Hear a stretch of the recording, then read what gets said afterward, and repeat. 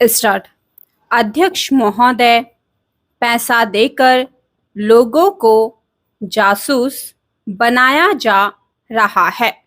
सीमा क्षेत्र में जाएं या पिछड़े क्षेत्रों में जाएं, चारों तरफ विदेशी पैसे के बल पर हमारे देश के साथ खिलवाड़ हो रहा है।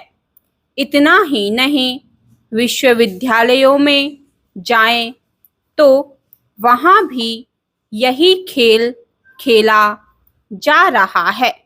गिरजाघरों में, मंदिरों में, मस्जिदों में विदेशी पैसे के बल पर अपना प्रभाव जमाने की कोशिश हो रही है।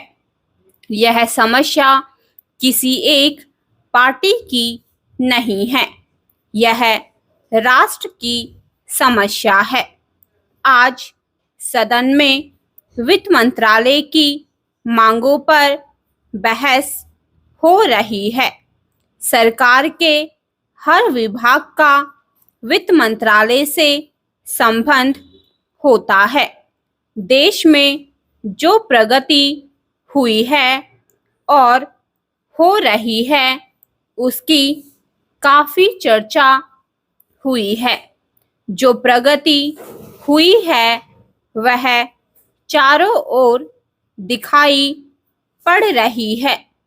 कम से कम रेल विभाग में तो काफी प्रगति दिखाई पड़ रही है। रेलों में अब भीड़ कम होती है। बिजली का भी काफी विकास हुआ है, लेकिन देहातों की तरफ हमारा जो दृष्टिकोण है उसको देखकर कुछ कष्ट होता है। अभी जो जनगणना हुई है उसको देखने से मालूम होता है कि शहरों की जनसंख्या अधिक बढ़ी है। आज देहातों से लोग शहरों की तरफ आ रहे हैं। हमारे राष्ट्रपिता ने कहा था कि लोग देहातों में बसें, देहातों के जीवन को पवित्र करें, लेकिन स्वराज्य के 55 वर्ष बीत जाने के बाद भी देहातों की तरफ ना जाकर शहरों की तरफ लोग आते जा रहे हैं। इस प्रश्न पर हमको कुछ गंभीरता से विचार करना होगा।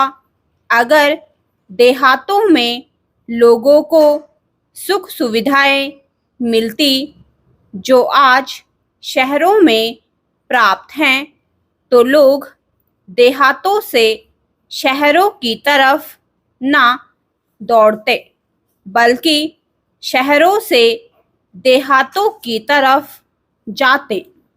देहात के जीवन में दो प्रकार की चीजें थी।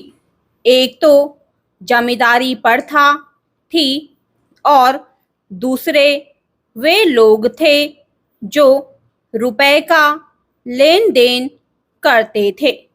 जमींदार प्रथा समाप्त हुई। इससे लोगों को कुछ राहत मिली। जहां तक रुपए के लेन देन का प्रश्न है, पहले 25% तक का ब्याज लिया जाता था।